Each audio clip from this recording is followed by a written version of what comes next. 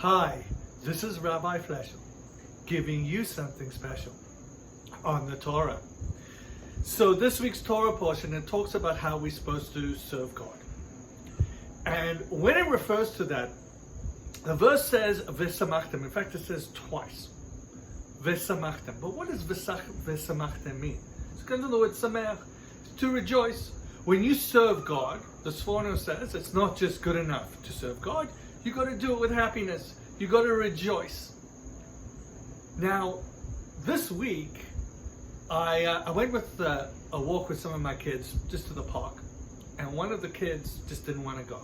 He was like miserable, and I said to him, "Listen, you can be miserable, right?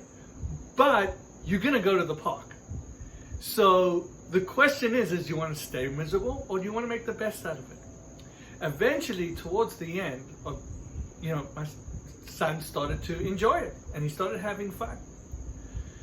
So it was his choice, right? He's gonna have to do it. Are you gonna do it with happiness, or are you just gonna be miserable? And I remember a student came up to me once, and she said, "I'm in this class, and it's just terrible, and I'm just sitting there miserable."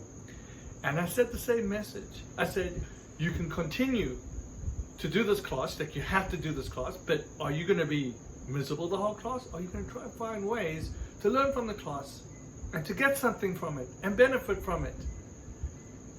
And she came back to me and she said she changed her attitude. That's the message in this week's Torah portion. We're going to do things. We have to serve God. We have to do things in life. And sometimes we don't enjoy them. But we can be miserable, or we can turn around and say, "You know what? I have to do this. Let me find some benefits. Let me enjoy this moment."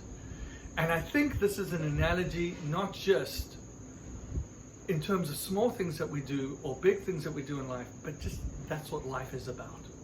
Many of us just look at life and we just complain. It's like a torture. We're waiting to die, right? We are eventually gonna die, but life is like the seconds. We're ticking down those seconds to die. We don't have to live like that. We can live a life where we're in this world and we're gonna have struggles, but how can we find those moments of inspiration? How can we find those moments to just enjoy life?